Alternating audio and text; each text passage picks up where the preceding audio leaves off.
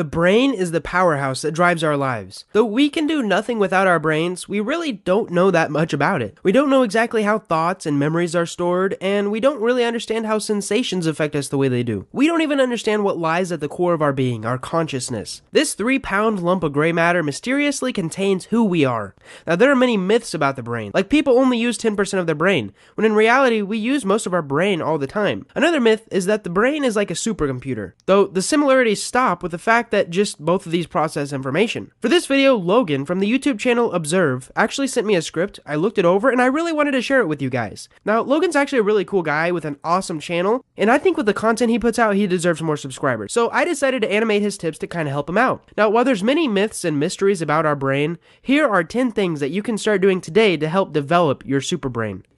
Alright, so the first tip is to try to learn something new. This doesn't mean that you have to dedicate your whole life to a new project. All it can take is around a quarter of an hour or 15 minutes a day of learning a new thing. Albert Einstein once said if a person studies a subject for 15 minutes a day in a year, he will be an expert. In 5 years, he will be a national expert. Some good things to learn would be a new instrument or yoga, art, sculpting, so on and so forth. So pick up a new hobby and your brain will love you for it. Next is to try doing normal everyday tasks with your non-dominant hand. We could go through life on autopilot most of the time and not even notice it. Have you ever been driving only to look around and realize that you don't remember much of the trip of how you got there? This is you coasting on autopilot. Doing things with your non-dominant hand can get your brain firing again. Try brushing your teeth with your left hand if you're right-handed, or changing the channel on the remote with it. Even little tasks like this will light up the synapses in your brain, causing it to work harder and get stronger. However, I don't recommend pushing the gas and the brake with opposite feet. If you go to a parking lot, try it, and you'll see what I mean. Tip number 3 is to visit a new place. This can be a new country, a new state, new city, or even just a new store that you haven't been inside before. The act of entering a new place and exposing yourself to new surroundings will stimulate your brain into activity as it processes everything new. There will be new smells, new sounds, new visuals, and new sensations. All of this will energize your brain as it revels in the fresh experience. This next tip is a little bit obvious, but you need to sleep. Without sleep, our brains deteriorate. Research shows that most adults need 7 to 9 hours of sleep a night in order to avoid getting sleep deprivation. No more sleep, and no less. However, how many hours you sleep isn't everything. The quality of sleep you obtain is equally important. Quality sleep includes a cycle of quiet or deep sleep, REM sleep, and brief waking periods, which we often don't remember unless something of note happens in them. If you wake up and don't feel rested, then your brain will not be functioning at its full potential. Getting the right amount of quality sleep is key to a powerful brain. Another practice that you have to get in the habit of is eating the right diet. Sugar is terrible for your brain, while fish is excellent for increasing its power.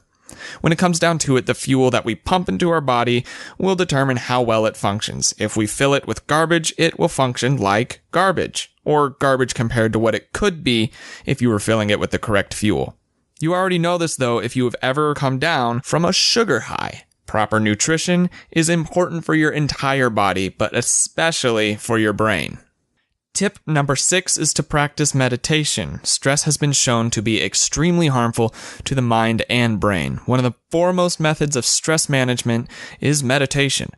Throughout the day, the brain will be buzzing with activity as we think about everything from having to use the restroom to when the next medical bill is due. This activity is exactly what leads to stress, anxiety, and worry, none of which are beneficial to the brain.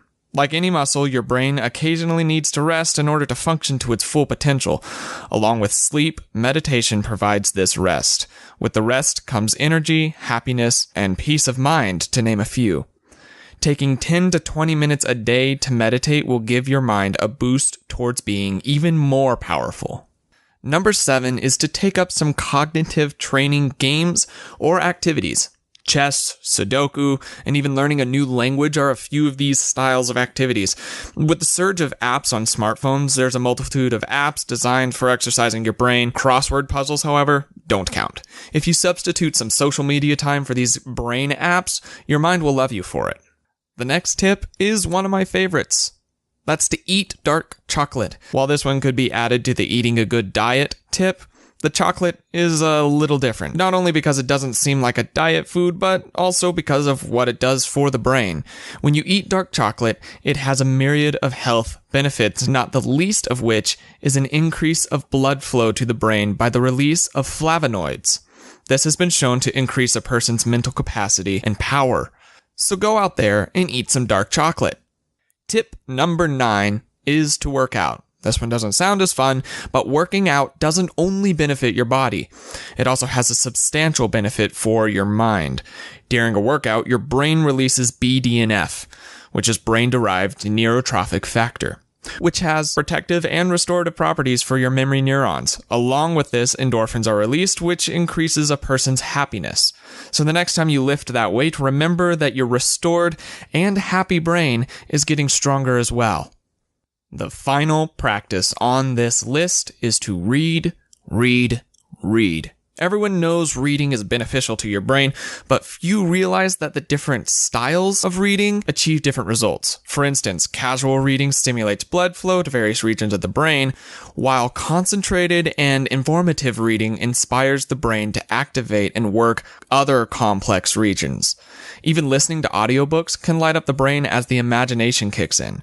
However, if you are looking for the most beneficial method of reading for your brain, the reading of a novel for literary study and thinking about its historical value is going to be far more beneficial for your brain than just casual reading.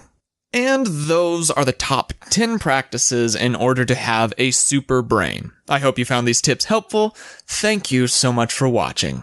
I'll say it too. Thank you guys so much for watching. If you enjoyed this video, go ahead and check out Logan's channel in this end screen thing, or in the link in the description. I haven't done a collaboration in a long time, and I actually meant to do this quite a while ago, but I'm glad I finally got it finished. See you guys in the next video.